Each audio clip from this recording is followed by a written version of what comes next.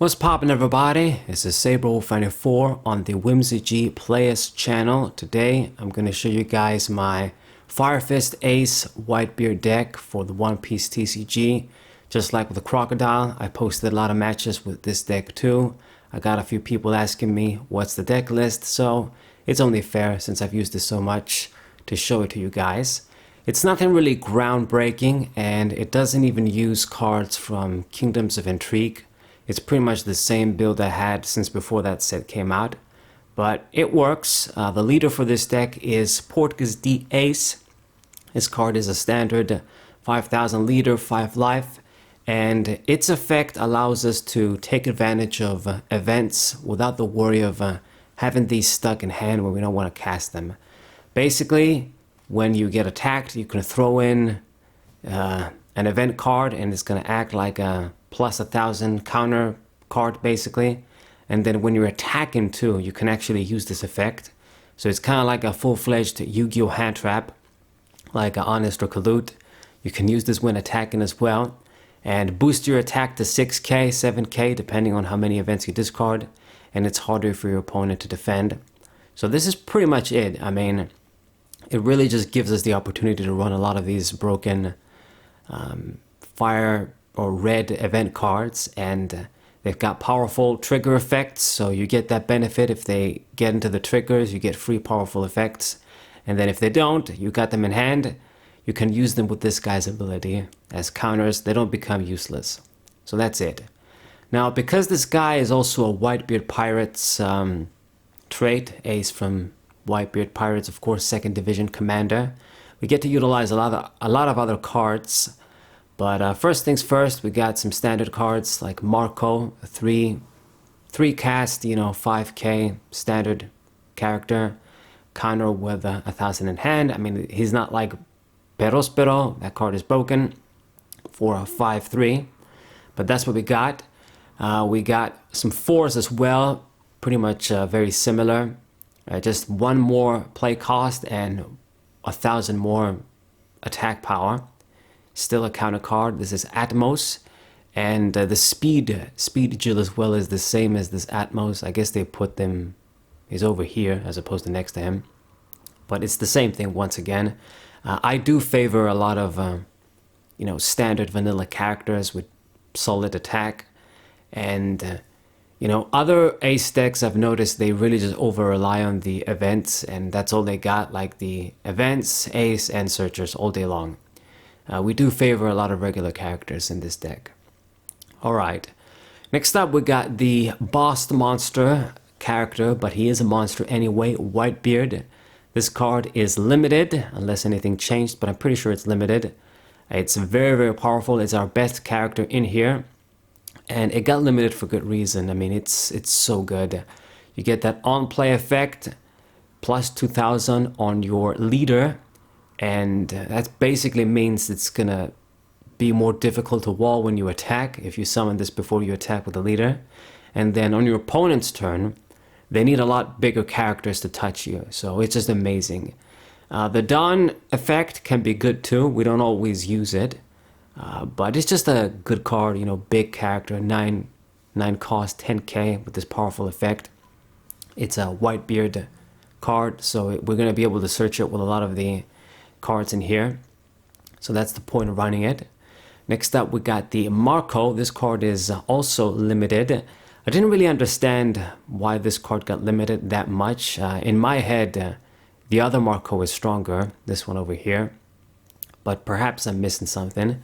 This is a good card though. It's a level 4, 5000. He can act as a counter too, and he is a blocker, red blocker. Red doesn't have too many blockers, so this card is nice.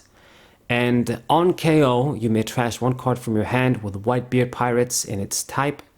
And if you have two or less life cards, you can play this card from your trash rested.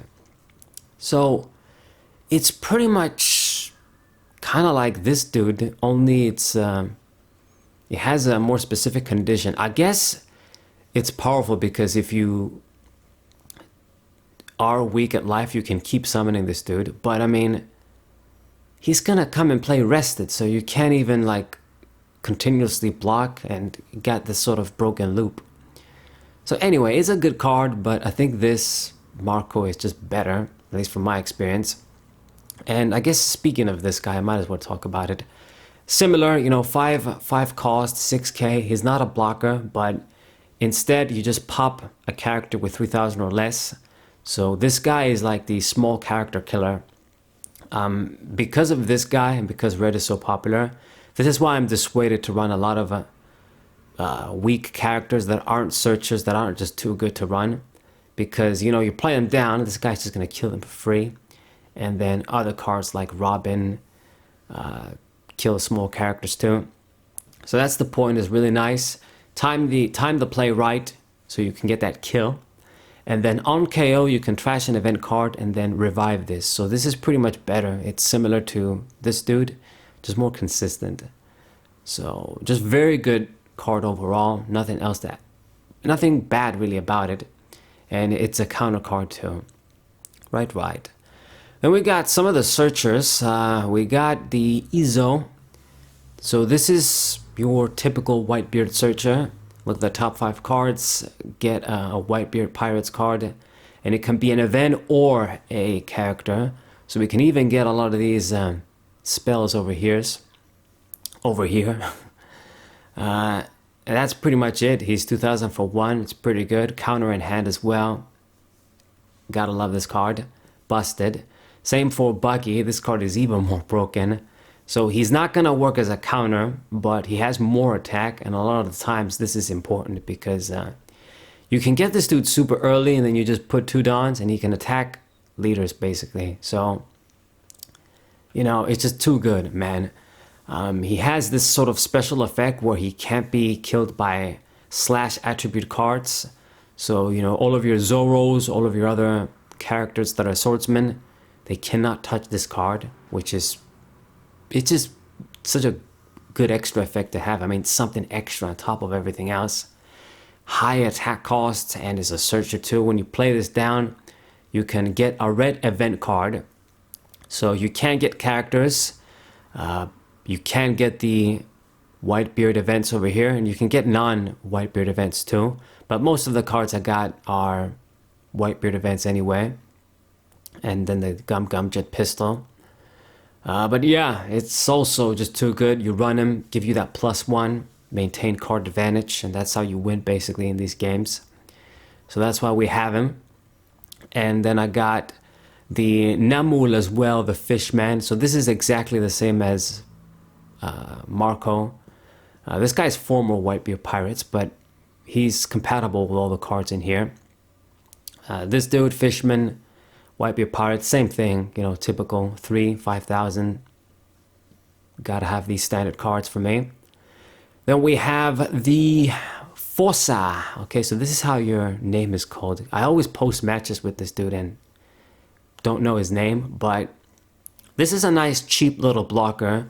2 for 2,000, and he's a Whitebeard Pirate, of course. The good thing about this card, though, compared to something like Law from the 7 Warlords of the Sea deck, is that he can't be used as a counter. So if I don't want to play him down, he's not useless in hand. So that's pretty good.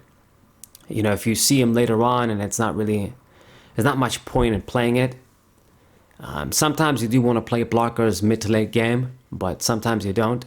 He's not useless. And then early game, he can be pretty nice. He easily gets killed by this Marco over here and other cards, but it's just really good card, kind of standard for this deck.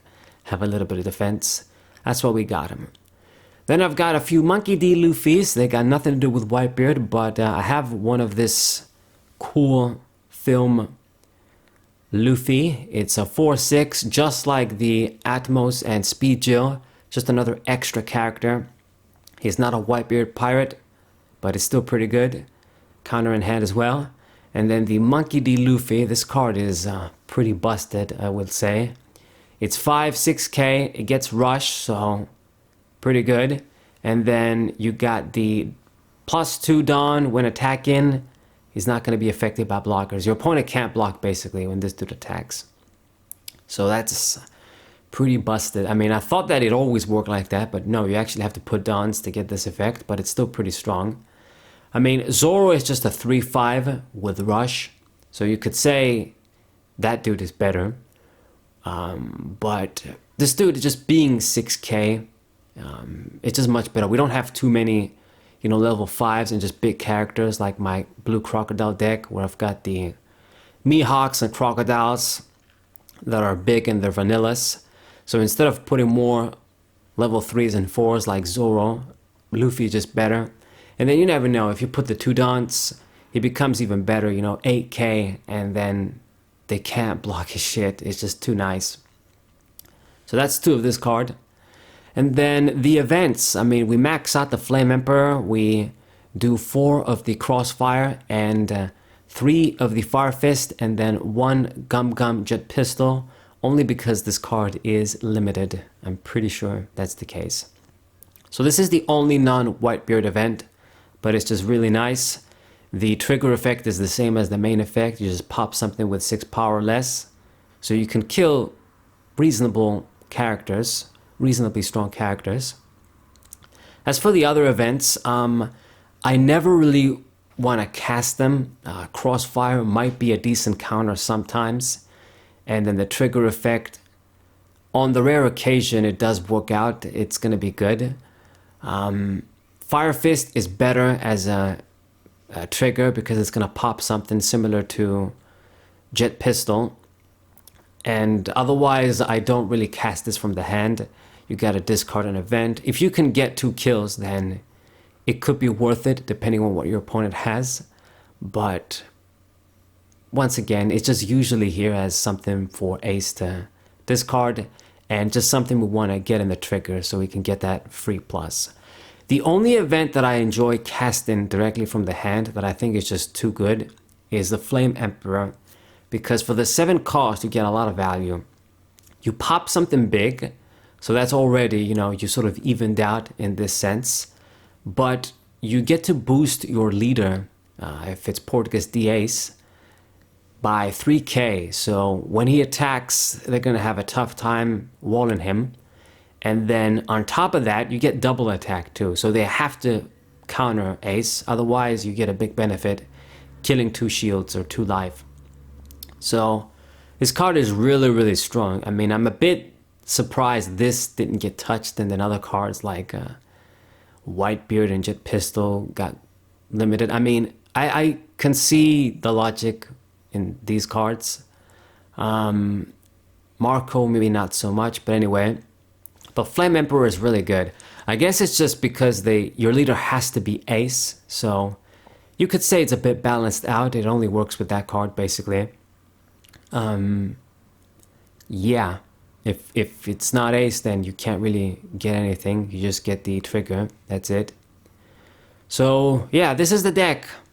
Standard, I would say. Just pretty much take advantage of this guy's effect. Run a lot of events.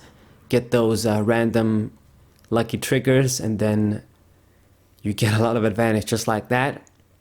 And red is just really strong, as everybody says. I don't know what else to say. Like I've said, I didn't really think any cards from Kingdoms of Intrigue would improve this deck. Maybe I'm missing something, but I didn't really change it, and it's working out okay when I play online sometimes. I don't play all the time. So for those that wanted the deck list, now you have it. So hope you guys enjoyed this deck profile. Subscribe to the channel, leave a like, share the video with your friends, and I'll see you guys next time. What up?